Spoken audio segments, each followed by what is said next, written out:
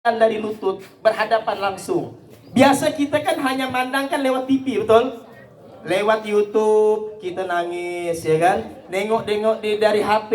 Ini langsung depan mata, Bu, Pak. Demi Allah, wallahi. Depan mata langsung ditanya, Nufus, iya Ustadz, sejak kapan Nufus tak bisa mandang? Ini gerakan dia, dengar ya, ini lihat, ini reaksi dia. Ustadz, Nufus malu, Nufus dari kecil tak bisa mandang, Nufus buta Ustadz. Itu gerakan dia. Bayangin, dia masih ada rasa malu. Anaknya buta, masih ada rasa malu, takut dosa-dosa banyak Ustadz. Terus ditanya lagi, Nufus, ketika engkau habis sholat berdoa kepada Allah, pernah tidak kamu minta dilihatkan matamu? Apa jawaban dia? Ustadz, Nufus tidak mau minta doa seperti itu. Kenapa Nufus?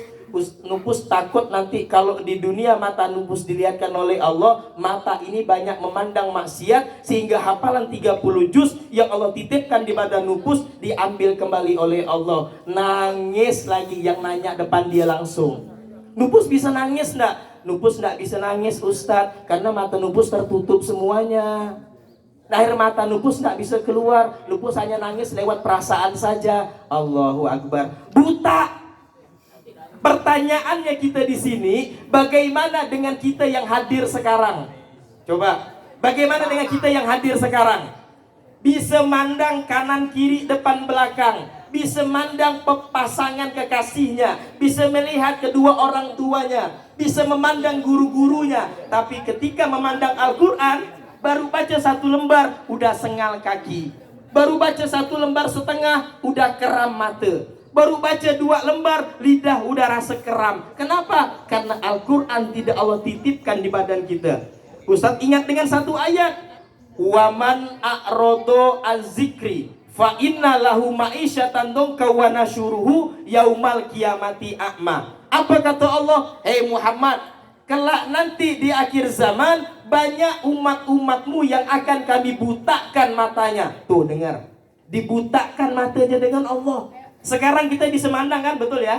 Kita bisa mandang kanan kiri, atas bawah, depan belakang bisa mandang. Tapi janji Allah dalam ayat ini, nanti di akhir zaman banyak manusia yang akan Allah butakan matanya. Kenapa dibutakan matanya? Karena dikasih mata, tidak mau memandang dan mempelajari Al-Quran.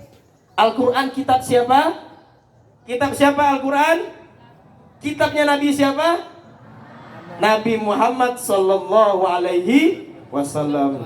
Allahumma salli ala sayyidina Muhammadin tibbil qulubi wa dawaiha wa afiyatil abdani wa shifaiha ya nuril absari wa diyaiha wa ala alihi wa sahbihi salim. Allahumma salli ala sayyidina Muhammad. Mau enggak nanti ketika di akhirat, ketika kita dibangkitkan dengan Allah, mata kita dalam keadaan buta? Mau atau tidak? Cius, cius. Coba, panas enggak sekarang? Nanti ketika di yaumil kiamah, di padang mahsyar, matahari jaraknya hanya kodromil, kurang lebih 1 kilan atau 1 hasta dari kepala kita. Bisa kita pegang matahari, no? Kita pegang. Ketika nanti orang berada di padang mahsyar, itu bertimpa-timpa badan kita. Sekarang Ustaz berdiri di sini. Ketika nanti di padang mahsyar, di atas badan ini ada yang naik, di atas badan ini terus ada yang naik ke atas. Kenapa? Mereka ingin menghirup udara yang segar, tapi tidak akan sanggup seperti itu. Kenapa? Karena peristiwa di padang mahsyar sangat menakutkan. Orang berkeringat dengan keringat dia, kotoran dengan kotoran dia, lendir dengan lendir dia sendiri. Tapi ketika di dunia dia banyak amal baiknya, akhlaknya bagus, Al-Qur'annya cantik, dia tidak akan merasakan bagaimana perihnya saat proses di padang mahsyar. Macam ginilah modelnya, panas, berkeringat, basah. Ya, ketika di padang mahsyar itu lebih seram lagi, bertimpa-timpa ini manusia. Tapi ada beberapa kelompok manusia yang akan Allah panjangkan lehernya. Panjang leher bukan diazab, bukan. Orang yang selamat di dunia suka melantunkan azan. Allahu Akbar, Allahu Akbar. Masya Allah.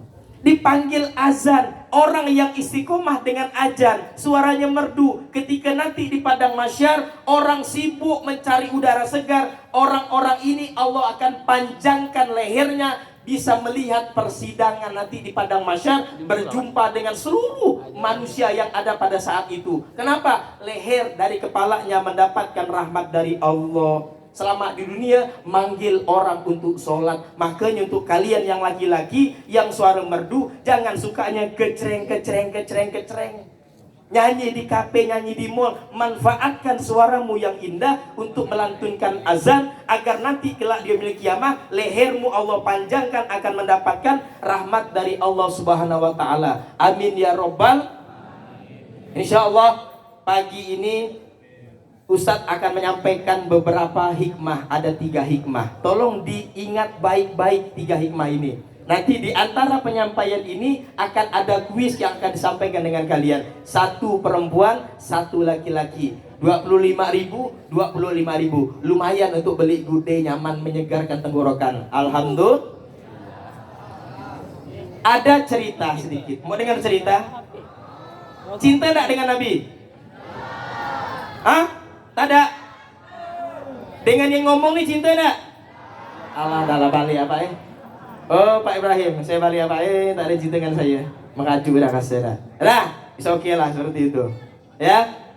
Oke.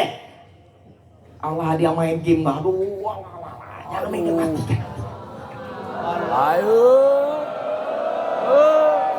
Dari atas sini nampak semua ya. Dari HP-nya potret menjadi landscape. Kalau ada anak-anak yang pakai HP-nya posisi landscape, pasti dia lagi main game.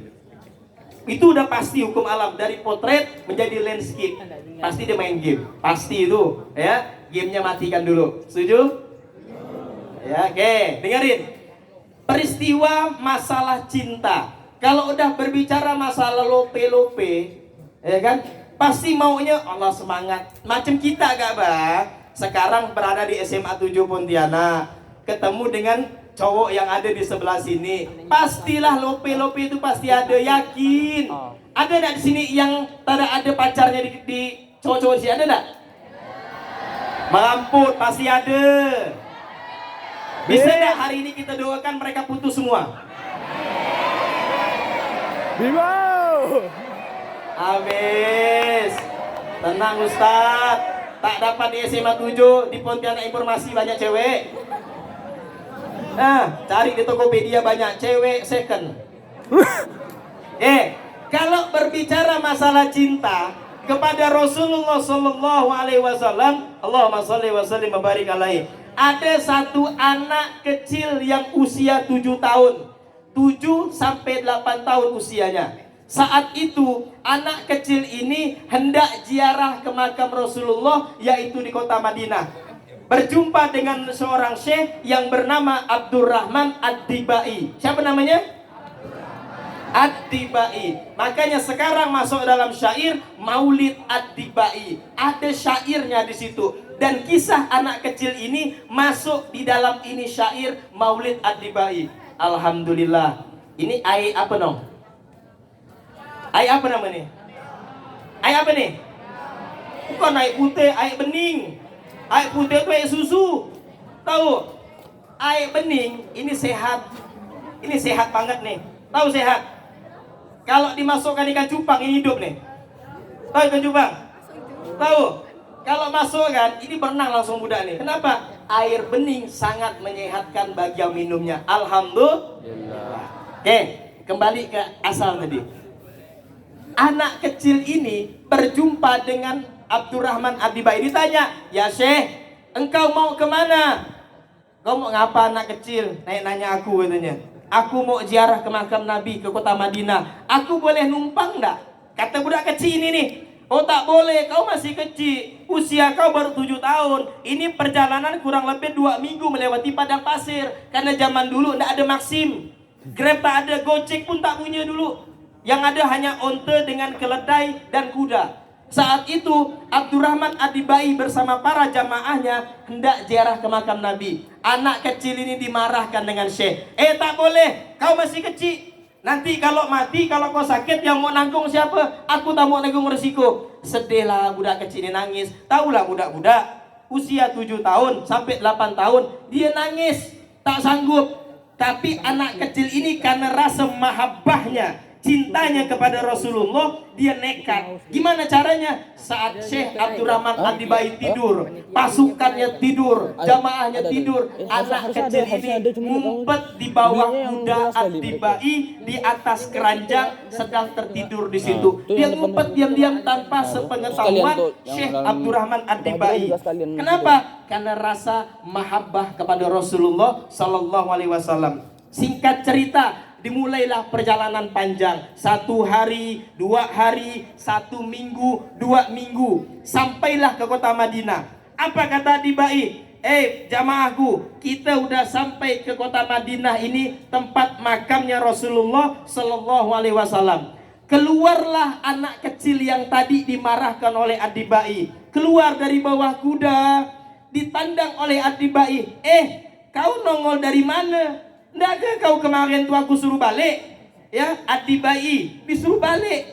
Tidak wahai Syekh, aku bertapuk di bawah kudamu.